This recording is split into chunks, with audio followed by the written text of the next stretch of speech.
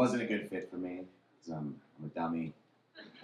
There's a lot of colleges and universities there, right? So like one night I got hired to do a show at MIT. It's a pretty good school. I don't know if you guys have heard of it. It's pretty good. So I went and I did the show at MIT, and afterwards I asked this kid that went there, what are you studying? Because I was like fascinated by it, you know? And he told me math.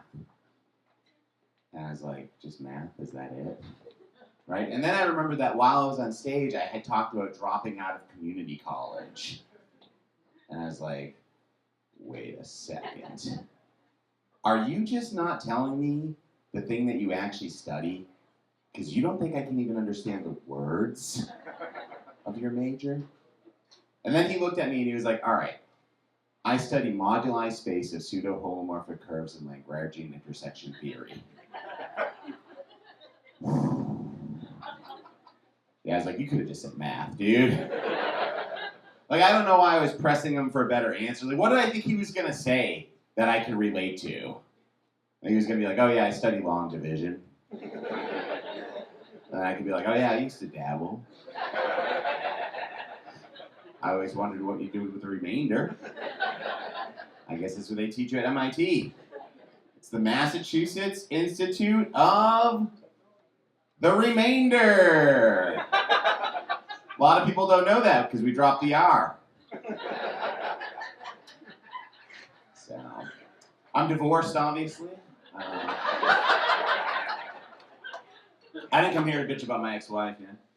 But if I had one complaint, it's probably that she was a little bit controlling, right? She's a little controlling. Like, for example, she's mad at me now because I just changed my name back. Some guys are hyphenated. I didn't do that. I just took her name for 2 years. I just went by Lisa. Took her first name, yeah. It would hurt when we broke up because, you know, she was like, get out of here. You're trash. You're garbage. And that hurt because she was a hoarder. I'm the only thing that she didn't keep. I worry about that joke now because I found out that hoarding is real mental illness. It affects people in a very negative way, you know? So now I worry that there'll be a hoarder at the show, and they'll see me do that joke and get mad at me, you know?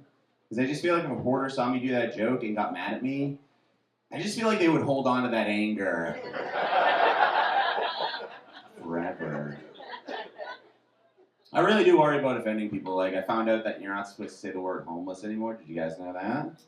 Yeah, you're not supposed to say it anymore. That word is out the window. Not their window, different window, but you're not supposed to say it. And I was reading a really nice article about it. It said, instead say unhoused person. It's very sweet. It said, the reason being is because just somebody doesn't have a house doesn't mean that they don't have a home, because a home is anywhere where there's love. Isn't that sweet? You know, I love that. But imagine my surprise 10 years after getting divorced to find out that through my whole first marriage, I was homeless.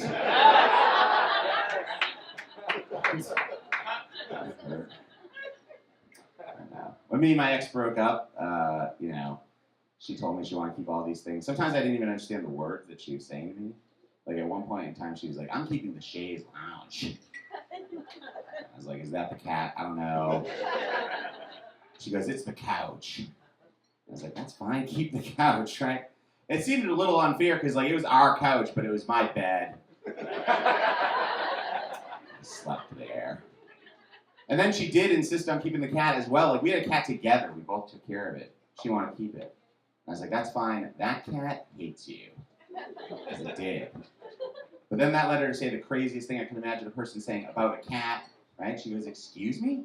My cat loves me. Okay, my cat would take a bullet for me. I was like, the only way your cat would take a bullet for you is if the shooter was using a laser sight.